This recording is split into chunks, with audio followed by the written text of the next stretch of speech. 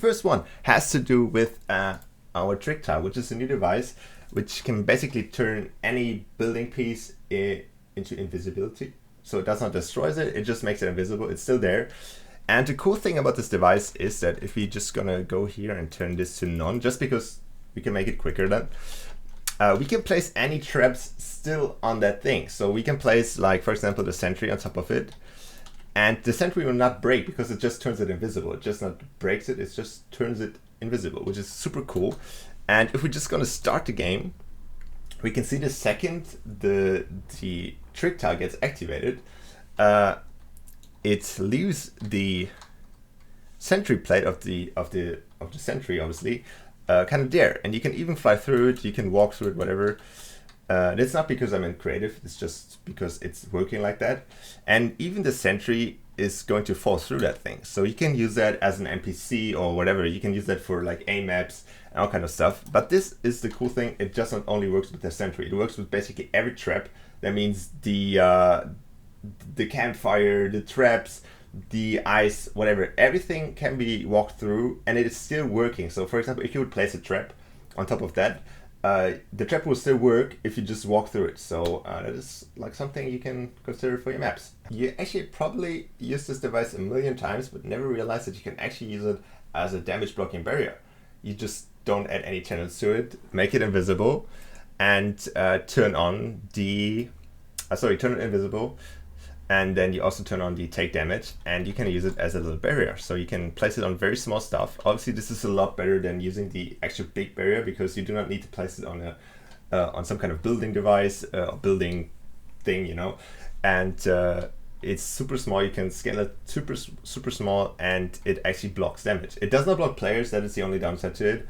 But in general, it's a super awesome device to use for protecting little details in whatever map.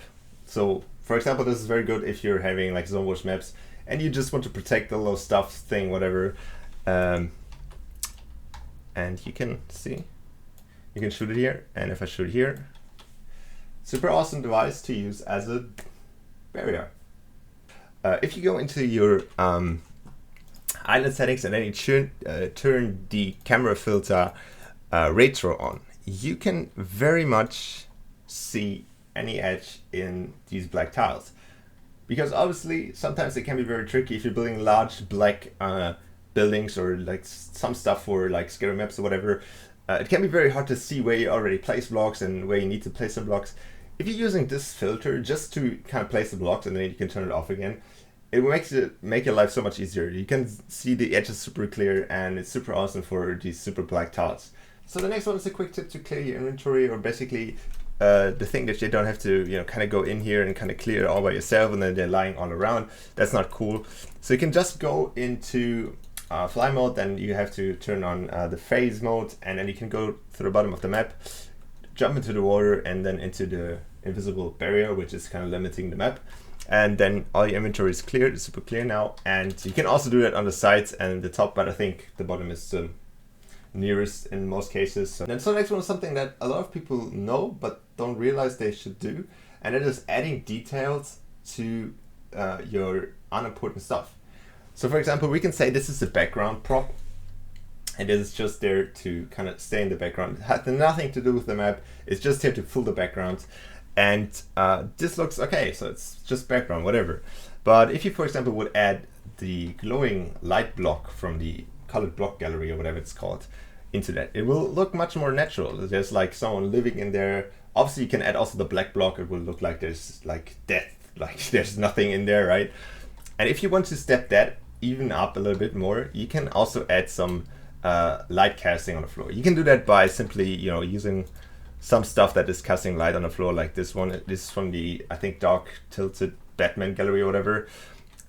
Because most of the blocks that are actually light are not casting any light, so you kind of have to use another stuff.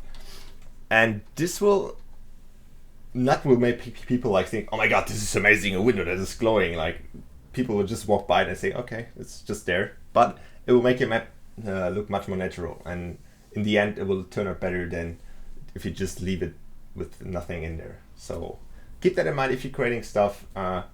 always add that little detail, and it will make your map much more natural. Yeah. Good.